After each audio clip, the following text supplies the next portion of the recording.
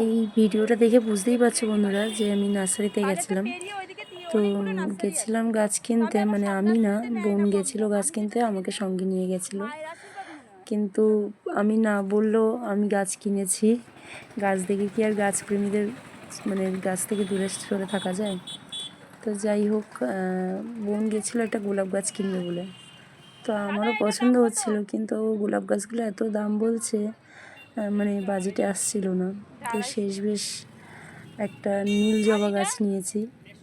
আরও Valentine's day ছিল, ভাবলাম বরকে গিফট করা হয়ে যাবে আর আমার ছাদ বাগানের নতুন সদস্য হয়ে যাবে। তো বোন এই গোলাপ গাছটা নিয়েছে, কালারটা খুব সুন্দর ছিল। ওই গোলাপ গাছটা 80 টাকা দাম বলেছিল, তো বার্গেনিং করে 70 টাকায় এসেছিলো। আর এই যে জবা গাছটা এসেই বরের হাতে ধরিয়ে দিয়েছিলাম। যাই হোক, এটা আমার ছাদ বাগানের নতুন সদস্য আর জবা গাছের নতুন পরিবার।